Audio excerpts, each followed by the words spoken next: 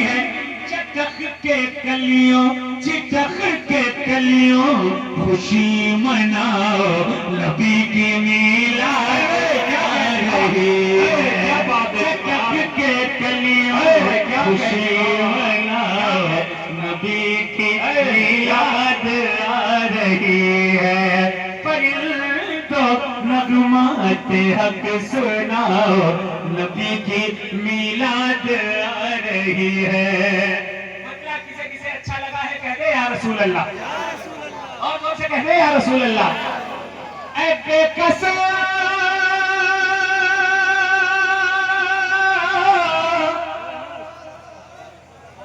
اے بے قسم اب تو مسکراؤ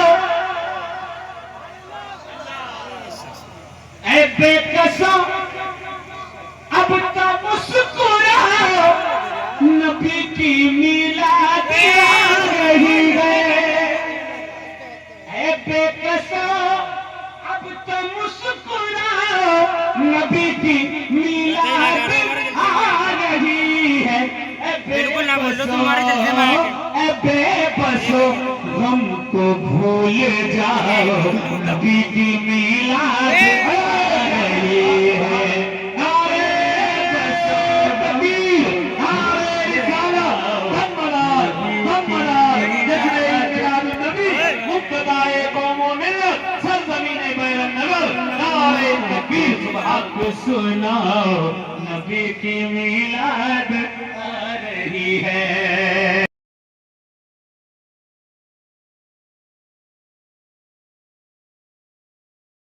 جو لوگ میلاد کے منکر وہ ان کی آمد پہ جل رہے ہیں جو لوگ میلاد کے منکر وہ ان کی آمد پہ جل رہے ہیں اے سنیوں مداریوں اے سنیوں تم انہیں جلاؤ نبی کی میلاد آ رہی ہے مداریوں تم انہیں جلاؤ نبی کی میلاد آ رہی ہے میرا پیغام محبت ہے جہاں تک پہنچے سیدوں کا کام فتنہ پھیلانا نہیں ہوتا ہمیشہ سے ہم نے کہا کہ بھئی اچھے کام کرو محبت سے رہو ہاں صرف ڈیفینڈ کیا ہے ڈیفینڈنگ موڈ پر رہے ہیں ہم لوگ کبھی خود سے کوئی الزام تراشی نہیں کی آپ دیکھ رہے ہو فتووں کا استعمال خود کے لیے اپنے فائدے کے لیے لوگ کرنے لگے کوئی میں سید صاحب تھے بیچارے مرید تھے ان کے سید نسیم اختر صاحب پتہ ہے کیا فتویٰ دیا کافر کا کیوں فتویٰ دے دیا جھوٹا الزام لگا دیا کہ یہ تو عورتیں بھی ہاتھ چومتی ہیں اور بیچارے کبھی ہاتھ بھی نہیں چومواتے تھے عورتوں پھر بھی جھوٹا الزام لگا کے فتویٰ لگا کے سائڈ کروا دیا گیا کچھ لوگوں سے کہہ دیا گیا نہیں تو قوالی سنتے ہیں صاحب یہ بھی کافر قوالی سننے سے کوئی کافر ہو جاتا ہے صاحب ہاں اس کے نیچے بھی کچھ اصطلاحات ہیں گمراہی بھی ہوا کرتی ہے دوسری جب کچھ بھی کہہ دو سب سے زیادہ اگر سنیوں کو اسلام سے خارج کیا ہے تو بس ایک جماعت ہے آپ لوگ سمجھ جائیے گا لیکن ہم لوگ ایسا نہیں کرتے آج تک کسی صوفی نے کسی درگاہ والے نے کسی خانقاہ والے نے کبھی کسی پر کفر کا فتویٰ نہیں لگایا کسی کو اسلام اور سنیت سے نکالا نہیں ہے سنی بنایا تو ہے سنیت سے نکالا آج تک نہیں ہے کیا کہیں سبحان اللہ اچھا جو بناتا ہے درد بھی اسی کو ہوتا ہے بنایا تو انہوں نے ہے ہی نہیں ارے خود 100 سال پہلے بولنا ہے سبحان اللہ کوئی 100 سال پہلے بنا کوئی 200 سال پہلے بنا کوئی 300 سال پہلے بنا لمیٹڈ ہے لمیٹڈ اور اپنا کیا ہے لائف ٹائم ہم کوئی آج سے ہیں جب سے قطب المدار نے قدم رنجا کیے تب سے سنی ہیں 100 سال پرانے سنی نہیں 50 سال پرانے سنی نہیں ارے ہماری سنیت کب سے ہے؟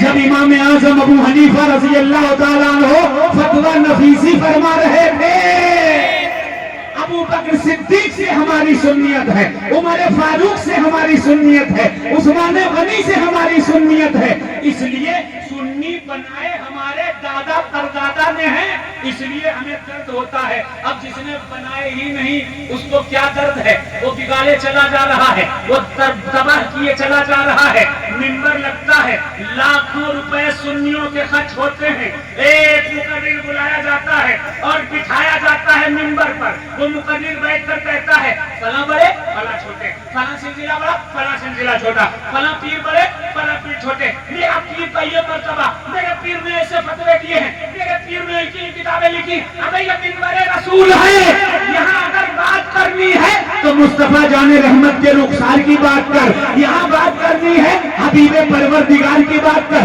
یہاں بات کرنی ہے تو حضور کے دندان مبارک کی بات کر، بات کرنی ہے حضور کے چلن کی بات کر، یا پھر بات کرنی ہے تو آئے رسول کی بات کر۔ اصل کو چھوڑ کر نقل کی باتیں ہو رہی ہیں اور صرف بڑھاوا چڑھاوا دے کر کے گمراہ کیا جائے۔ اب میں سوال کرتا ہوں، قبر میں کیا آپ سے یہ پوچھا جائے گا من ربوں کا تمہارا رب کون ہے؟ ٹھیک۔ ماں دینوں کا تمہارا دین کیا ہے؟ ٹھیک۔ ماں تکلم کی شان حضرت رجل حضور کو دکھایا جائے گا۔ پھر ایک مولانا صاحب کہنے لگے نہیں، ایک مسلک کے بارے میں بھی اس میں پوچھا جائے گا۔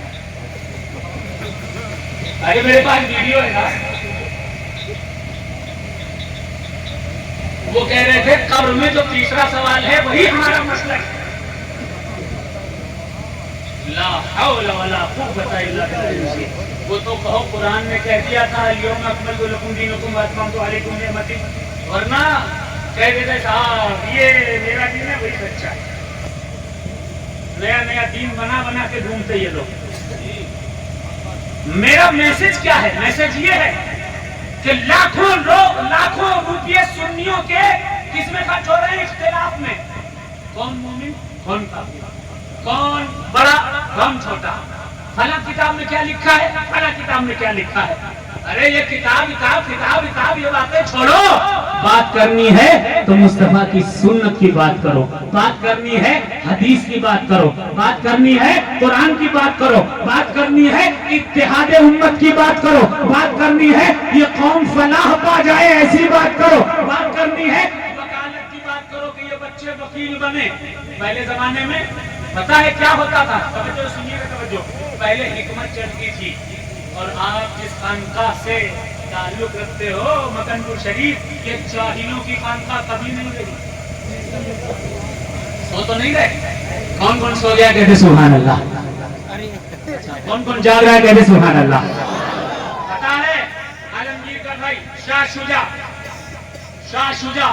بادشاہ کا بھائی بنارس میں پھنسا ہوا ہے۔